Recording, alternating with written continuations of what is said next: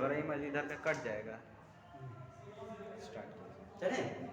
Hello student, आपके high school के exam को मद्देनज़र रखते हुए कुछ इम्पोर्टेंट टॉपिक है। जो बायोलॉजी का जो टॉपिक है, जीवों में जन्म कैसे होता है, उसमें पार्ट्स ऑफ फ्लावर है, जो पुष्प के भाग की संरचना है उसको बनाना है, जो एग्ज़ाम के व्यू से बहुत इम्पोर्टेंट भी है।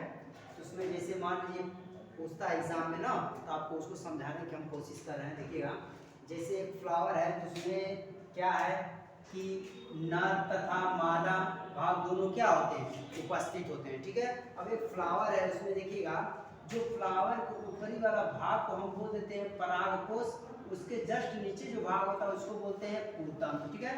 इन दोनों को भाग को पुकेसर बोल सकते हैं, चाहे बोल सकते हैं मेल वाला भाग भी इसको हम बोल सकते हैं। क्लियर है।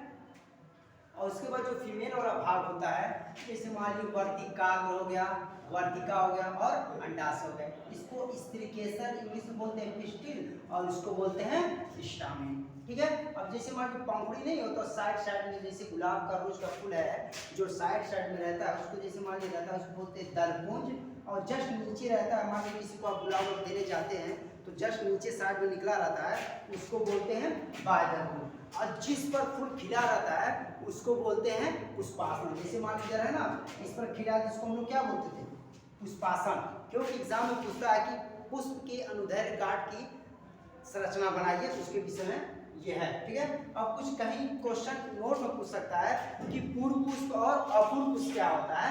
आप बता सकते हैं सर पूर्ण पुष्प उसे कहते हैं जब पुष्प के चारों अवयव उपस्थित हो, उसे हम बोलेंगे पूर्ण पुष्प। अगर मान लीजिए इसमें से कोई एक नहीं रहता है, मान लीजिए हम कट कर दिए नहीं है, तो उसको हम बोलेंगे इनकम्प्लीट फ्लावर। ठीक है। ये पुष्प का जो मेन पॉइंट था हमने आपको बताया।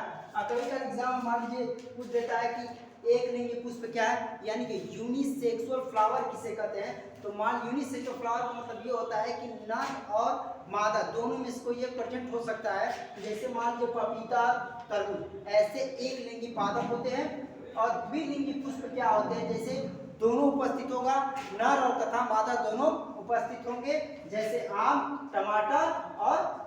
ठीक है।